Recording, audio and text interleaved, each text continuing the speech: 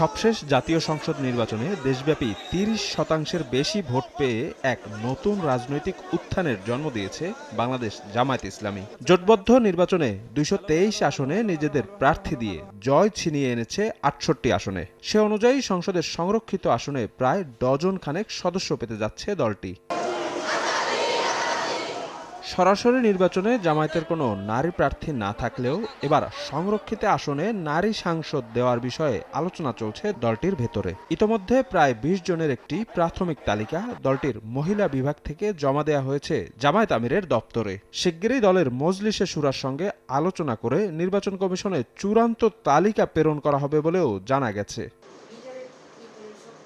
দলটির মহিলা বিভাগের ১৫টি আঞ্চলিক শাখা থেকে পাঠানো মূল্যায়ন এবং তৃণমূলের মতামতের ভিত্তিতে সংরক্ষিত আসনের সম্ভাব্য সংসদ সদস্যদের তালিকা করা হয়েছে বলে জানান দলটির নীতি নির্ধারণী পর্যায়ের নেতারা। রেইনবো অলরাউন্ডার এক্সটেরিয়র পেইন্ট বাড়ির বাহিরের দেয়ালের সুরক্ষা নিয়ে থাকুন নিশ্চিন্ত, সাথে পাচ্ছেন ১০ বছরের ওয়ারেন্টি। জামায়াত ইসলামী ডেমোক্রেটিক প্রসেসে শেপ করে। দলের ভিতরে আলাপ আলোচনা পরামর্শের ভিত্তিতে আমরা কার্যক্রম পরিচালনা করি।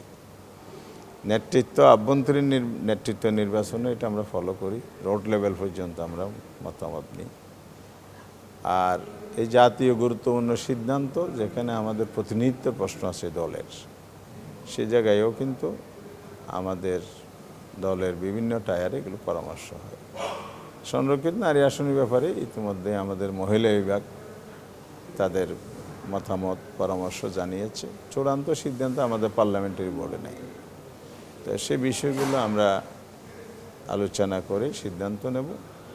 দলীয় সিদ্ধান্ত চূড়ান্ত হলে ইলেকশন কমিশন যে তফসিল দেবে সে অনুযায়ী আমরা এটাকে পার্লামেন্টের প্রতিনিধিত্ব করার জন্য নিয়ম মাফিক সেটাকে আমরা অন্তর্ভুক্ত করে নেব। আমরা সংরক্ষিত আসনের ব্যাপারে অবশ্যই আমাদের চিন্তা আছে সাংগঠনিক দৃষ্টিকোণ থেকে, কারণ বিগত যে কটাতে আমাদের সংসদ নির্বাচনে অংশগ্রহণ করেছি আমরা, সেখানে আমাদের নারীর প্রতিনিধিত্ব ছিল, যতটা আমরা আসন বিন্যাস মাধ্যমে পেয়েছি।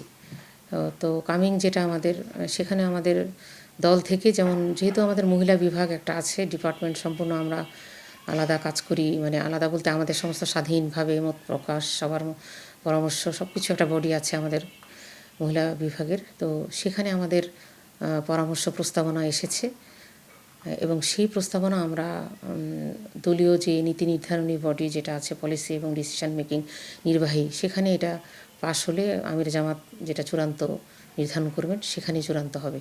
তো আমরা এখানে সারা দেশকে ইনক্লুসিভ একটা পার্টিসিপেশন চাচ্ছি আর কি, যেন গড়ে সব জায়গা থেকে আমাদের পার্টিসিপেশন আসে, পার্টিসিপেট করতে পারে। এই জন্য এখানে আমাদের দলের বিভিন্ন অঞ্চলগুলোতে যারা দায়িত্ব পালন করেছে, অভিজ্ঞ, তারা যোগ্যতার দিক থেকে, অভিজ্ঞতার দিক থেকে, ডেডিকেশন সব কিছু প্রায়োরিটি দিয়ে আমরা সব কিছুকে বিবেচনায় রেখে একটা প্রস্তাবনা আমরা দিয়েছি।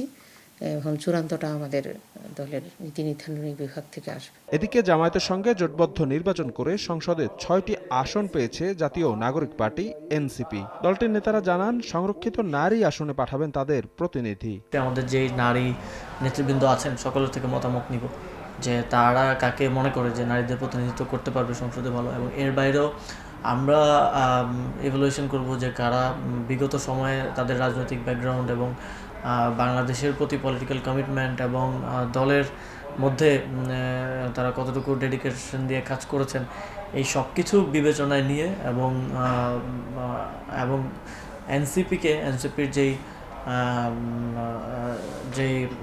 আদর্শিক এবং রাজনৈতিক অবস্থান সেটাকে ভালোভাবে প্রতিনিধিত্ব করতে পারবে সংসদে, এমন কাউকেই আমরা নির্বাচিত করব।